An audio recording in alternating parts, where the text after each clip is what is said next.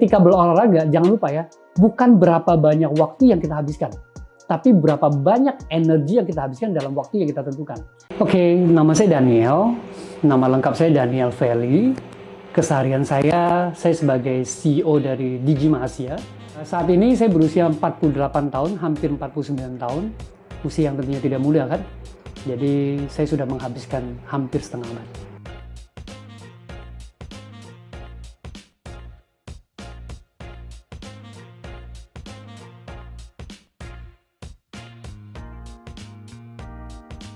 Oke, kalau bicara olahraga, menarik nih kalau olahraga. Karena saya hampir semua sekeluarga berolahraga gitu, termasuk saya dan istri gitu ya, terutama sebelum kami punya anak, olahraga itu is the must checklist yang harus kami lakukan. Selain itu kami bisa ngobrol bareng, jadi sampai hari ini saya dan anak-anak dan istri juga kita berolahraga. Jadi keseharian saya sekarang paling rajin adalah setiap hari saya bersepeda, selangin dengan lari, ya larinya sudah half marathon selalu. Kalau sepeda itu minimum 50 kilo. Yes, setiap kali saya bersepeda 50 kilo.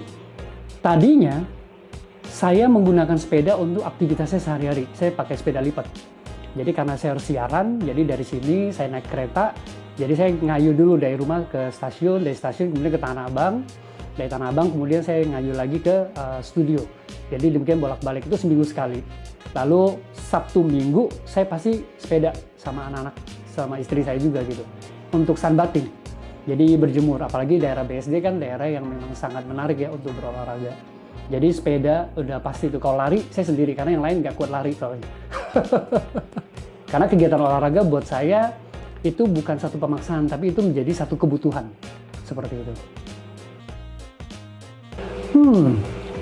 Udah hampir 49 tahun, tapi setiap kali saya ketemu orang bilang saya masih anak muda seperti itu ya kan. Kenapa? Karena badan saya yang bugar, karena badan saya yang sehat, dan apalagi sejak saya mengambil beberapa sertifikasi tentang public speaking dan sebagai trainer dan lain sebagainya, dan saya memimpin perusahaan, stage badan saya itu jadi penting sekali. Kenapa? Karena untuk menjaga supaya stamina saya lebih baik, supaya apa yang saya sampaikan, supaya apa yang saya lakukan itu benar-benar tercermin dengan keseharian saya. That's why saya selalu membutuhkan badan yang sehat, badan yang bugar. Jadi hampir setiap hari jadwal saya bangun pagi itu adalah jam 5 pagi. Dan aktivitas pertama saya adalah olahraga, seperti itu. Selain itu, baru saya bisa aktivitas yang lain. Nah, seumur ini saya melihat kenapa penting. Karena gini, boleh dibilang hari ini ketika saya berdiri, saya berpakaian gitu ya, orang nggak pernah nyangka kalau umur saya segitu. Karena umur segitu, maaf, banyak orang punya problem dengan apa? Dengan perut. Ya kan, maaf. Orang punya problem dengan apa? Dengan kegesitan mereka. Seperti itu. Nah, ketika saya maintain badan bugar seperti ini, saya tidak punya masalah dengan seperti itu. Kenapa? Karena ya badan saya fit gitu. Saya bisa buktikan dengan beberapa teman yang memang mengikuti program saya, dan mereka fit seperti itu. Jadi mereka bisa gesit, mereka bisa lakukan apapun gitu ya, dan mereka tampil lebih prima dibanding yang lainnya. Nah, umur hampir 49 tahun, proses metabolisme dalam tubuh kita itu memang udah berkurang. Sehingga menjaga kebugaran dan termasuk makanan apa yang mau kita makan itu menjadi sangat-sangat penting. Karena kita bukan bayi lagi. Kalau bayi kan makan apa pun langsung keluar. Ya kan langsung diolah karena pertumbuhan mereka jalan. Tapi umur 40 ke atas itu nggak demikian gitu. Jadi memang kita harus perhatikan kebugaran dan juga makanan. Hampir, saya nggak bilang ya, saya hampir nggak pernah punya problem dengan perut buncit. Tapi saya kenapa maintain, kenapa saya giat sekali untuk lakukan olahraga? Karena saya pernah ngalamin dengan beberapa saat gitu ya. Waktu itu memang tidak bisa beraktivitas lah. Pertama kali saya mendirikan perusahaan saya tahun 2016 tuh, boleh bilang semua tenaga saya itu tercurah ke sana gitu. Hampir saya kehilangan waktu untuk berolahraga. Nah, di situ ketahuan tuh, begitu makan kayaknya lari ke perut. Begitu makan kayaknya lari ke perut nih. Itu udah mulai dampak. Nah, contoh pandemi kemarin kan sempat gym tuh tutup tuh berapa bulan gitu kan ya. Jadi waktu kami ketemu dengan beberapa teman di gym, oh Daniel kok badan lu masih sama? Gue udah naik 5 kilo nih, gue udah gini, aduh nggak bisa makan. Nah, itu orang teman-teman yang seusia. Artinya apa? Metabolisme kita kurang, jadi saya nggak mau itu kejadian. Karena saya tahu itu pasti akan kejadian. Kenapa?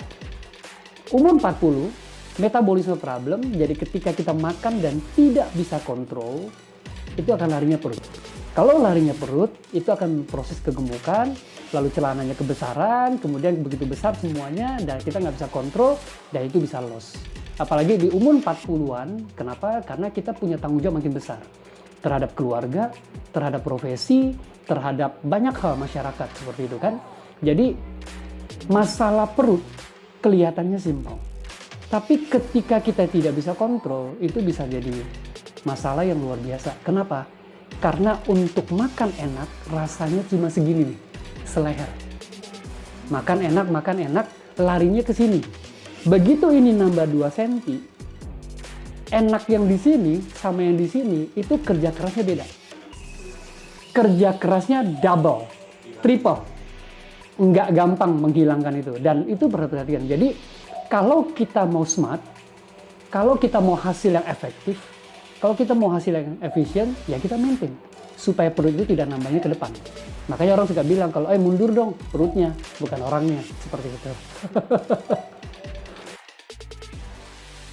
Nah, titik terparah ketika saya menyadari bahwa kebugaran itu jadi penting. Sebenarnya waktu saya SD, ya, SD, SMP, itu saya gemuk sebenarnya. Oh, lumayan. Saya gemuk banget. Saya sampai diledekin kayak gitu. Dan karena saya orang daerah gitu ya, waktu saya gemuk banget sampai mau tahu teman SD saya itu nggak ada yang mau teman-teman saya. Sampai saya dibullying. Kenapa? Karena saya orang Chinese ya. Orang Chinese yang hitam. Udah hitam bulat. Kayak gitu kan. Nah, karena saya orang daerah, kemudian karena bekas Facebook gitu ya, berkat Facebook, jadi saya ketemu dengan beberapa teman SD. Wah, seandainya gue ketemu lo, gue jadian sama lo sekarang sih, gue mau nih. It's too late, saya bilang kayak gitu kan. Kenapa? Karena mereka lihat totally beda. Coba puasa yang pasti ya. Karena orang normal akan pikirnya, ya udah perut makan kan, langsung dikurangin makannya. Padahal itu salah. Jadi akhirnya saya coba baca beberapa literatur gitu dan ngobrol dengan beberapa teman gitu ya. Ternyata itu menarik. Kenapa? Karena ketika saya tahu, oh bukan hanya dari makanan, tapi kita harus olahraga.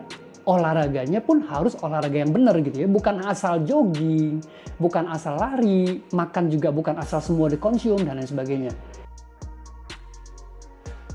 Mengalami kesulitan untuk mencukupi nutrisi, pernah sebenarnya.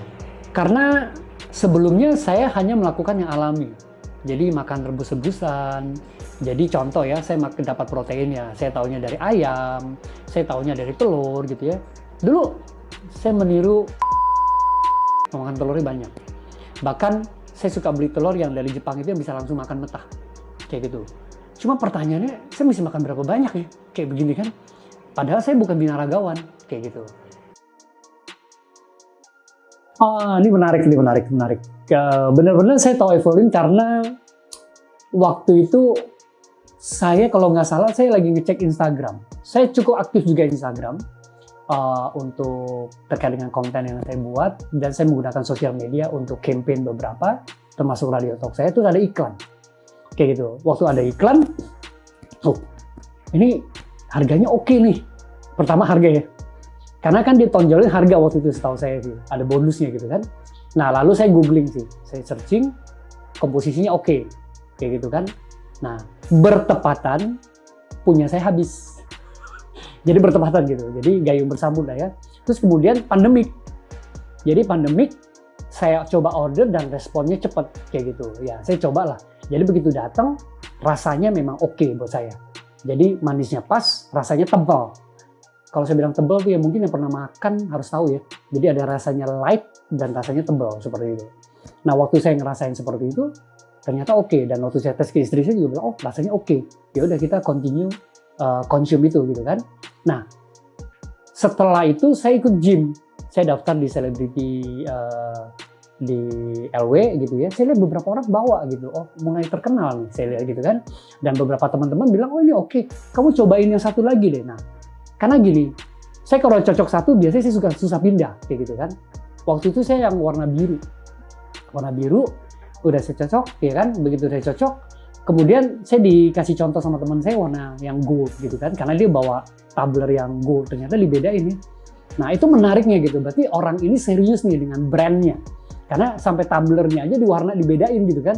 Wah ini menarik. Nah saya cobain ternyata enak. Nah waktu saya kasih ke istri saya bilang, oh saya suka yang ini. Jadi dia suka yang Isolane yang gold kayak gitu kan. Nah sejak itu ya udah kita beralih lihat komposisinya, oh ternyata kebutuhannya beda. Jadi ketika kami beli yang biru itu untuk nambah berat badan supaya ada ketebalannya, sedangkan ini untuk energi dan lain sebagainya.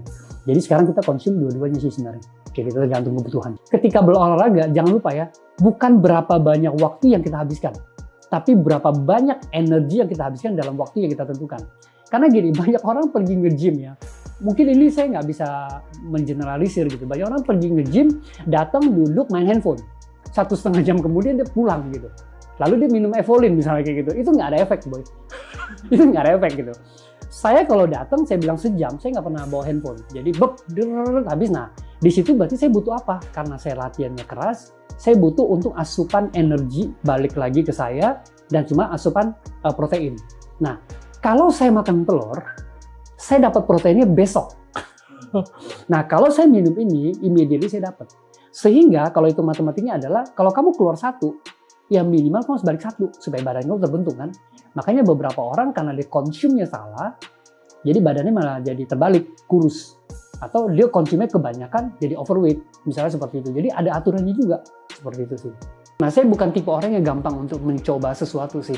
Ya kan, apalagi saya tahu, susu yang kayak gitu nggak murah. Itu aja. Tapi kalau saya hitung berapa banyak telur akan jadi susu itu ya, mungkin saya hitung juga sih ya. Ya. Sekarang kita bicara worth it dan juga efektif efisiensi sih. Setelah kita mencari, kita cari yang efektif dan efisien. Nah, salah satunya bentuk whey yang udah jadi sebenarnya.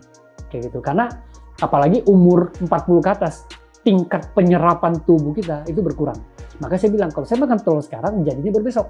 Nah, saya butuh yang sekarang, karena saya udah habisin tenaga sekarang. Jadi bukan praktis sih, butuh yang memang daya serapnya tinggi buat kita. Karena itu kan cair kan. Kayak gitu.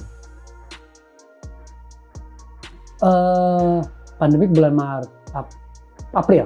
Sejak bulan April sampai hari ini. Mungkin badan lebih kebentuk kali ya. Lebih cepat kering gitu ya. Menurut saya ya, menurut saya. Kedua, saya tidak bermaksud untuk membesarkan badan kayak itu, cuma ketika saya latihan dengan power itu memang memberikan satu energi dan juga bentuk seperti itu. Jadi kelihatan proteinnya memang terbentuk di dalam tubuhnya kita gitu. Jadi nggak gitu-gitu aja. Jadi kalau kemarin saya coba hampir sebulan gitu ya, progresnya berasa sih, berasa. Jadi sebenarnya sekarang keadaan badan saya itu kembali ke 15 tahun lalu kayaknya. Walaupun saya tetap konstan gitu ya, tapi garisnya lebih kelihatan. Jadi sempat hilang sama-sama nggak jelas gitu, sekarang garisnya lebih kelihatan. Efektif kok, karena apa? Kandungan proteinnya cukup tinggi menurut saya. Jadi satu itu pasti punya semangat. Kedua, saya merasa endurance-nya lebih oke. Ya kan? Jadi saya tuh kalau seminggu tuh 3 kali untuk nge-gym ya, nemenin istri. Pagi padahal sudah sepeda, bahkan kalau minggu lari 21 kilo. Terus sepedaan di atas 10 kilo sama anak saya, nanti istirahat cuma sebentar, sorenya udah nge-gym, kayak gitu. Nah, saya merasa saya punya power, punya energi lebih, ya kan, dengan saya konsum Isolane. Kenapa? Karena memang itu sangat membantu sih. A bit sombong ya. Kenapa? Karena gini, confidence saya tinggi, kayak gitu. Walaupun confidence tidak cukup dari sisi badan aja gitu kan ya. Jangan sampai tampangnya bagus, kontennya nggak ada gitu. Nah, menurut saya punya konten karena memang itu pekerjaan saya suka research, baca dan lain sebagainya. Dan standar saya, maaf, lumayan tinggi gitu kan. Jadi yang saya rasakan adalah di umur seperti ini, saya punya confidence. Confidence yang buat saya itu tidak pernah bisa diganti dengan apapun. Nah, apalagi ketika saya punya seorang voice coach, saya juga punya business coach dan lain sebagainya. Jadi ketika saya punya badan seperti ini, itu jaga stage saya bagus banget kayak gitu. Jadi ketika saya ngomong di publik, ketika saya ketemu banyak orang, dari kita shake hand gitu ya, dari kita ngobrol, dari kebugaran itu membantu kita untuk fresh pemikiran-pemikiran kita yang lebih baik kayak gitu. Nah selain itu, ketika saya olahraga, saya banyak self-talk gitu. Saya juga cerita sama teman-teman. Justru ide saya banyak datang itu bukan dari WC. Gitu. Jadi banyak orang bilang, oh kamu ke WC deh. Jadi you got a lot of ideas gitu kan. Buat saya enggak gitu. ketika saya spend 1,5-2 jam, saya self-talknya banyak banget. Satu, di umur seperti saya banyak bersyukur sama Tuhan. Jadi ketika saya lari, ketika saya olahraga, saya bisa menyaksikan matahari terbit gitu ya, itu amaze buat saya sih. Bahwa ada satu hari lagi buat saya lebih baik. Nah itu yang saya lakukan. Jadi ketika saya olahraga, saya punya self-talk. Jadi ketika self-talk, berarti body, mind, and soul saya cukup baik. Cukup tidak bertabrakan istilahnya. Bodinya oke, pikirannya jernih, soul jiwanya juga damai. Pesan saya, kalau bisa cek di Instagram saya pernah nulis tuh, saya berolahraga itu bukan untuk saya, tapi saya berolahraga supaya saya bisa mempertanggungjawabkan tubuh saya kepada Sang Pencipta buat saya. Jadi ketika saya sehat, ada satu keluarga yang bisa ngerasain itu. Kenapa? Karena bentuk tanggung jawab saya kepada keluarga saya terutama. Jadi karena saya kepala keluarga, saya wajib sehat. Kenapa? Karena saya menjadi tumpuan dari keluarga saya.